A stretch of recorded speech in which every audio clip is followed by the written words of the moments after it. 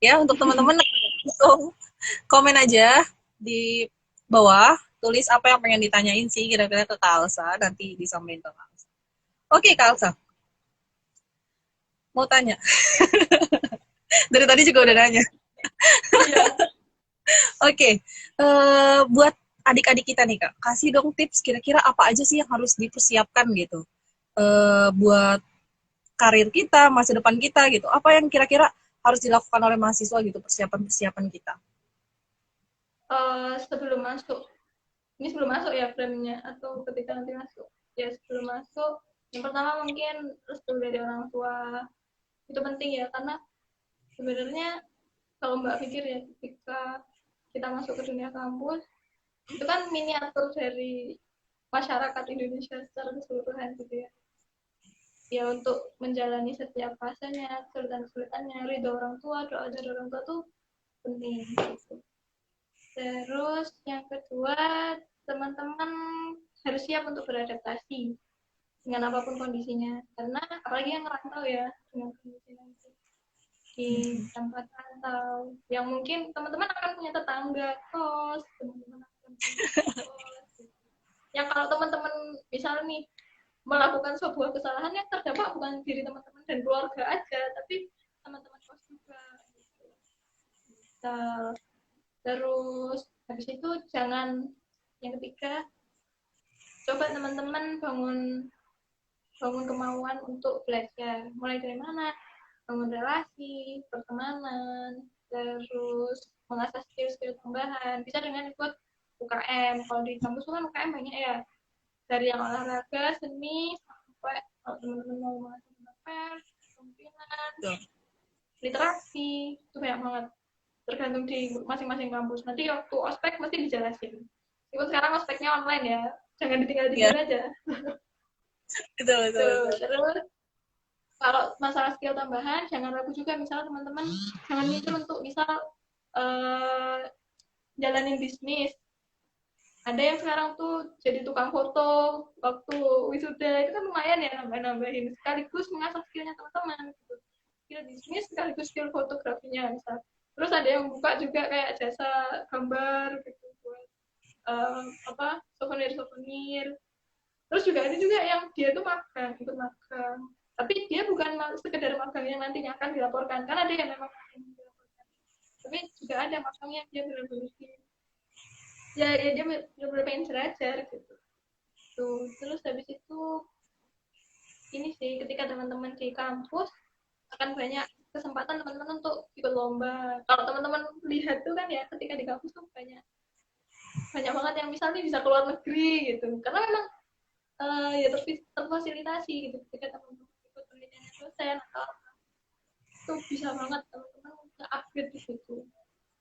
Dan nah ini yang terakhir mungkin banyak gak kepikiran, teman-teman bisa juga ikut terjun ke masyarakat, itu pengabdian, itu butuh banget tenaga segar dari teman-teman yang masih muda, yang kreatif dan mau belajar gitu, karena kalau terjun ke masyarakat polanya agak beda ya ketika kita ikut organisasi yang di intra kampus saja.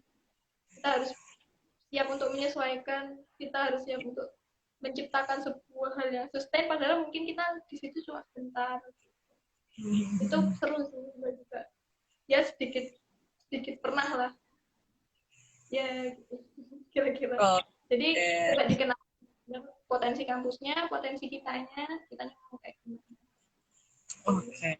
Tips yang luar biasa. Oke, ada yang tanya nih Kak. Kak, apa aja sih kiat-kiat untuk akhwat agar tetap bisa jaga batasan di dunia bebas PTN gitu ya? Pernah nggak ada pengalaman nggak enak dari kakak saat harus campur baur? Pasti banyak sih Wow, dari ya, itu betul, betul, betul. pasti banyak. Mbak cerita Oh, aja ya. kali ya, ya. Dulu tuh Boleh Kak. Mbak tuh awal-awal masuk kampus, biasa kan ya ospek itu, Mm-mm. ospek kumpul sama teman-teman yang ya satu kelompok ospek kan ada yang cewek ada yang cowok gitu ya. Alhamdulillah Mbak tuh awal-awal di waktu masuk kuliah itu udah punya motor, udah ada motor yang dipakai sendiri gitu. Nah pas itu diajak buat ayo beli alat-alat ospek gitu. Nah, sama laki-laki gitu kan ya. Banyak ya kalau di FK kan ya cowoknya gitu. Tapi ada lah, maksudnya mereka mesti jadi yang vokal gitu. Nah, ketika itu diajak, ayo wes beli apa yang mau ikut. Aku mau ikut, tapi aku mau pakai motorku sendiri. Aku nggak mau Iya. bonceng. Itu pertama kali Mbak nolak ajakan buat boncengan gitu. Dan itu diinget-inget ternyata sama teman-temannya Mbak. Dan akhirnya jadi identitas, oh kalau satu nggak mau bonceng. Jadi tips yang pertama adalah jangan ragu untuk ngomong kalau misalnya kita tuh prinsipnya memang nggak mau gitu, nggak mau boncengan ya udah nggak mau gitu loh. Kenapa? Ya nggak mau. Kadang-kadang kita kan susah jelasin ya kita mau jaga gitu. Ya udah prinsip ngomong gitu aja, enggak ya enggak gitu. Terus itu sih yang Mbak berkesan banget pertama kali itu. Dan memang ketika ngomong nggak mau tuh kayak di sini tuh ada deg-degnya, aduh nanti jangan-jangan aku nggak diterima dari temen gitu. Nggak juga sih sebenarnya. Akhirnya tapi setelah itu plong gitu loh. Oh aku nggak mau di apa ya, di jawil-jawil. Jawil itu apa sih, bahasa bahasa Inggris kan, bahasa Jawanya itu kan jawil ya, dicolek-colek gitu. Aku nggak mau pulang terlalu malam itu, dibahasakan dengan bahasa yang ya yang menurut kalian nyaman gitu. Kalau aku dulu bercandanya, waduh ini Cinderella harus pulang sebelum jam 10 gitu. Jadi mbak pulang sebelum itu gitu. Jadi ya santai, tapi teman-teman harus tetap punya prinsip. Tapi itu yang mbak sempat bingung di awal. Jadi jangan sampai kita tuh meninggalkan prinsip kita demi diterima teman-teman. Karena ketika kita itu sudah punya prinsip dan kita jadi pribadi yang menyenangkan gitu ya, akhlak kan apa ya, prinsip-prinsip akhlak tuh nggak berubah gitu loh. Kita jadi pribadi yang menyenangkan, kita tetap mau nolongin orang, kita tetap suka berbagi ya, istilahnya jadi teman yang baik lah. Dengan tanpa meninggalkan prinsip-prinsip itu, insya Allah kita tetap akan diterima kok di teman-teman yang lain gitu. Jadi tetap tahu batas-batas diri. Pun kadang tuh kita tahu kan ya yang mana yang benar sama yang mana yang salah tuh dari sini. Karena kalau kita ngelakuin hal yang salah itu kan berarti nggak tenang ya. Ketika kita nggak tenang tuh ya kita perlu evaluasi, oh yang mana sih yang salah. Kalau memang ada yang salah ya kita kurang-kurangi atau kita komunikasikan gitu. Ntar ada juga nih cerita misalnya lagi digodain sama cowok gitu ya. Ya udah bilang aja, aku nggak suka gitu loh ketika digodain kayak gitu, nggak nyaman. Ya udah, kalau kayak gitu lagi ntar aku gak mau temenan lagi loh, misal kayak gitu. Itu bahasanya mbak nih, mungkin teman-teman punya bahasa sendiri yang lebih nyaman di teman-teman dan lebih teman-teman banget gitu. Intinya jaga prinsip ya kak ya, dan jangan takut buat ngomong gitu ya. Benar. Oke, ada lagi nggak teman-teman yang mau tanya? Kalau mau tanya langsung aja ya di komentar nih kayak tadi, bagus banget. Ada lagi mungkin? Sembari ada yang mau tanya, mungkin aku mau penasaran sih sebenarnya kak dari tadi nih. Kan kakak tadi di awal aku kenalin UKM-nya UKM organisasinya banyak banget tuh ya. Setiap tahun Nah, pasti amanah gitu dari organisasi. Nah itu sebenarnya emang kemauan Kak Alsa sendiri atau emang Kak Alsa tuh dapat tiba-tiba atau emang emang suka banget nih ikut organisasi gitu? Karena bisa ya, diceritain nggak? jadi sebenarnya mbak itu, jadi kan kebiasaan ya dari SMA itu nulisin apa sih yang mbak cita-citain gitu. Oh iya. Berapa nih, 100 cita-cita yang pengen dicapai gitu. Mbak tuh Hmm. benernya mungkin gitu ya, mungkin dari sebelum kuliah itu udah pengen jalannya aktif di organisasi, itu udah ada mbak di situ nulis aktif di organisasi selama di kampus. Nah tapi di situ mbak nggak merencanakan oh pengen organisasi yang A B C D E, itu enggak. Ternyata waktu di kampus alhamdulillah dapet lingkungan yang suportif, istilahnya ya suportif untuk mbak tuh terus melanjutkan di organisasinya itu sampai ke univ gitu. Jadi selain mbaknya juga ternyata pernah pengen gitu ya, pernah mencanangkan itu sebelum masuk kampus, ternyata ketika di kampus juga lingkungan yang suportif dan mendukung mbak untuk terus lanjut di organisasi gitu sih. Jadi ya tadi tuh balik pengen apa, ketika kan kadang kayak gitu tuh lupa ya, kayaknya aku pernah punya cita-cita kayak gitu, emang pernah ya gitu. Tapi yang jelas ada kemauan untuk belajar gitu. Kadang juga bukan kemauan mbak sepenuhnya gitu, tapi ketika memang ada support gitu ya, yang penting keinginan untuk belajar tuh jangan sampai surut gitu. Oke. Terus aku mau tanya lagi nih, Kak. Apa tadi ya? Di Tapi tadi kan kakak bilang nggak terpaku gitu, mau organisasi apa, yang penting pengennya aktif gitu ya. Nah, Nah, pernah gak, pernah gak sih kak ada cerita gitu dari setiap organisasi, misalnya kayak gimana sih cara, kan pasti kalau organisasinya banyak itu pasti membutuhkan waktu yang ekstra juga gitu buat belajar, buat organisasi gitu. Nah, gimana sih cara Kak Alsa tuh ngebagi waktunya gitu? Sedangkan kan Kak Alsa juga seorang mahasiswa, di sisi lain juga aktivis, gitu. Gimana Kak? oke. Kalau Mbak, ini sih prinsipnya dulu tuh eh yang pertama akademiknya Mbak tetap nggak boleh jelek-jelek banget, jeblok-jeblok banget nggak boleh. Istilahnya ya moderate ke atas lah setidaknya gitu. Mbak juga nggak ngabis-ngabis banget. Bukan tipe yang ngabis-ngabis banget di akademik, tapi jangan dicontoh ya yang ini. Jadi akademik tetap dijaga. Yang pertama, yang kedua, Mbak tuh sering banget diingetin bahwa tubuh kita juga punya hak untuk makan, untuk tidur. Karena ketika kita udah masuk di dunia kampus gitu ya, kadang kita tuh kelupaan gitu tentang hak-hak diri kita untuk tetap dijaga. Karena yang namanya udah masuk ke organisasi, apalagi di FK, tugasnya banyak banget gitu kan ya. Itu kadang menyita waktu dan pikiran. Akhirnya malas makan gitu kan misalnya. Dan ini kejadian, Mbak tuh pernah nganterin seseorang ke rumah sakit gitu ya. Dia ambruk lah istilahnya setelah kecapean berhari-hari, ambruk ke rumah sakit masuk UGD. Terus ngobrol sama perawatnya yang di sana, Pak sering ya Pak ada kasus kayak gini. Iya Mbak, ini biasanya anak-anak ikut organisasi gitu lupa makan, sering banget ada yang masuk UGD gitu sampai jadi tadi step sibuk-sibuknya kita di dunia luar, jangan lupa sama kita untuk apa namanya, tujuan kita untuk di kampus pertama kali kan untuk belajar ya, akademiknya jangan sampai keteteran. Yang kedua hak terhadap diri kita sendiri. Nah, untuk bagi waktunya sebenarnya ini sih Mbak tuh ngerasa kadang tiap orang tuh beda-beda. Ada yang dia bisa pakai rigid gitu ya, jam sekian sampai jam sekian harus ke kampus, terus habis itu waktu untuk belajar jam sekian sampai jam sekian. Itu ada yang kayak gitu. Kalau misalnya teman-teman tipe yang kayak gitu pakai, tapi ada juga yang tipenya tuh kalau Mbak ya, Mbak sendiri tuh tipenya ngelis, jadi lebih nyaman di list. Jadi list misal hari ini harus ngerjain A, B, C, D, E gitu. Nah itu nanti kapan pun waktunya, pokoknya Mbak ngerjain itu. Jadi itu lebih efektif di Mbak karena Mbak orangnya sangat fleksibel gitu, sangat selalu. Jadi Mbak lebih senang gitu. Nah itu nanti balik lagi ke karakternya teman-teman masing-masing. Kira-kira enaknya menjadwalkan sesuatu tuh kayak gimana? Gitu. Oke. Ya sama yang tadi sih, jangan sampai tanggung jawabnya terbengkalai. Kalau misalnya pas capek, misal pas butuh waktu untuk istirahat, butuh waktu untuk misal nih akademiknya mulai keteteran gitu ya, butuh waktu untuk kembali ke akademik, itu coba dikomunikasikan dengan baik-baik ke misalnya organisasi, atau sebaliknya gitu, ketika kita butuh untuk lebih fokus ke organisasi, apa ya, Mbak pernah sih ngomong ke akademik untuk Bu ini di organisasi butuh kayak gini gini gini gini, saya butuh kesini, dibolehkan atau enggak gitu. Pokoknya masih sopan dan masih dalam ketentuan, insya Allah dibolehin sih. Kalau Mbak sama prinsipnya Mbak itu, Mbak nggak mau titip absen. Karena kan kita tuh belajar tuh yang dicari kan kebarokahannya ya. Kalau titip absen itu tidak itu bohong gitu loh. Oh, Ya siapa yang ya, dan kita kan tanda tangan tapi nggak dateng gitu kan ya.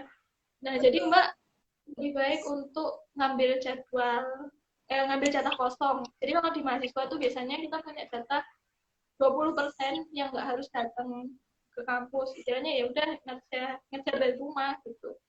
Ya, itu yang Mbak biasanya pakai. Oh Mbak masih punya jatah 20%, deh kayaknya bisa dipakai.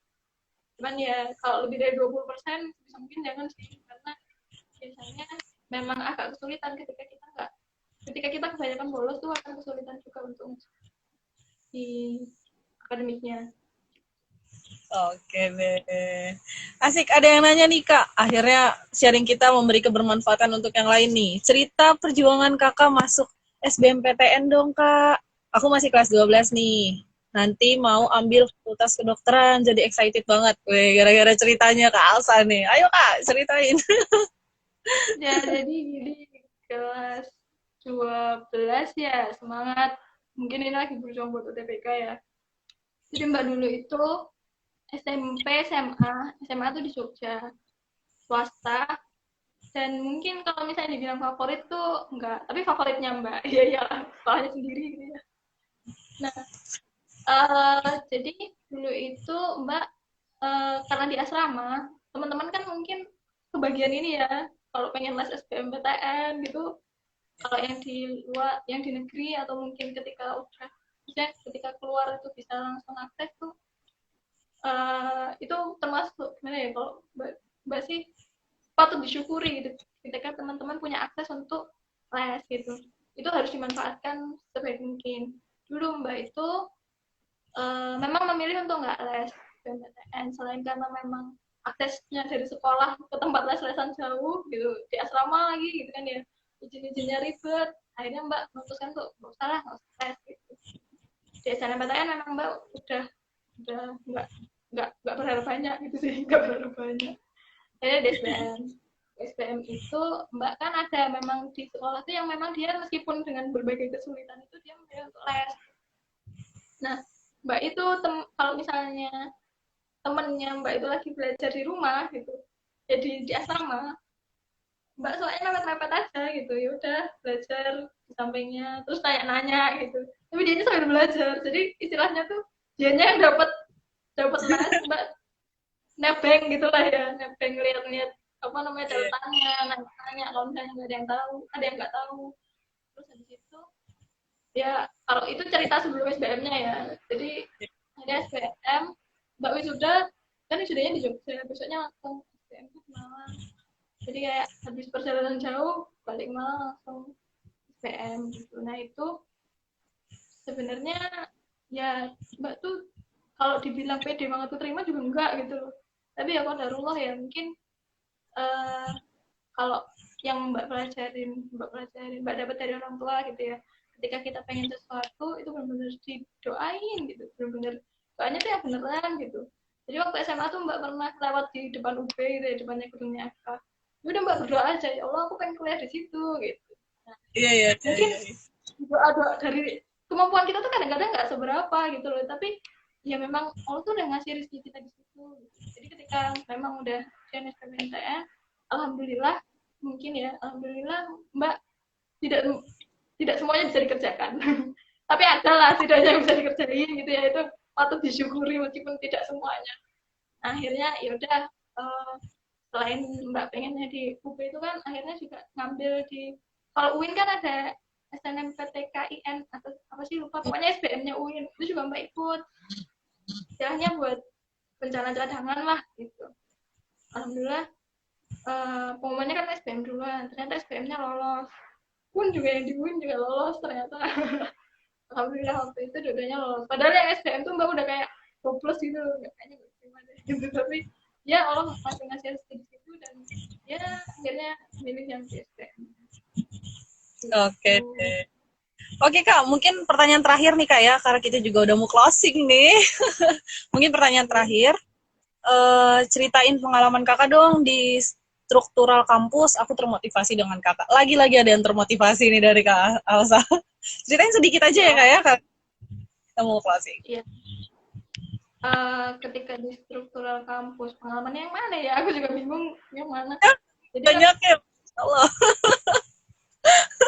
aku kalau misalnya dibilang cerita motivasi itu kayak sebenarnya agak agak minder gitu, karena ini sebenarnya bukan cerita kesuksesan, ini cerita cerita kegagalan gitu, menghadapi kegagalan. Gak apa kali ya, ya Allah. Jadi memang ngerasa masya Allah banyak banget aib-aib yang Allah tutupin gitu dari mbak gitu. Jadi uh, ketika di struktur kampus gitu ya, strukturnya mungkin maksudnya organisasi kali ya, ketika Iya, di organisasi, mbak itu kan tahun pertama tahun kedua itu organisasinya di kebidanan ya, dan kebidanan itu perempuan semua, kepanitiaannya pun di FK, dan perempuan semua juga, nggak perempuan semua nih ya, ada laki-lakinya tapi cuma sedikit. Nah istilahnya di situ belajar, sebenarnya mbak banyak belajar untuk mengenali diri sendiri juga sih, ketika 2 tahun pertama itu. Nah, tahun ketiga keempat mulailah itu istilahnya dibenturkan dengan berbagai masalah yang sempat ngerasa kayak udahlah di rumah aja nggak usah ngapa-ngapain, tapi itu ternyata nggak membantu banyak. Justru dengan kita tuh beraktivitas di luar, kita tuh merasakan ketenangan yang masya Allah gitu ya. Mungkin itu ketika kita nolongin orang lain, ketika kita bantu gitu, itu mungkin apa ya, jadi kebahagiaan tersendiri gitu buat Mbak. Akhirnya ya dengan teman-teman Mbak juga gitu, dengan teman-teman yang juga insya Allah luar biasa supportif gitu. Akhirnya Mbak di situ ngerasa ya klik lah dengan kehidupan organisasi. Dan yang perlu diketahui adalah kehidupan organisasi itu nggak selamanya menyenangkan.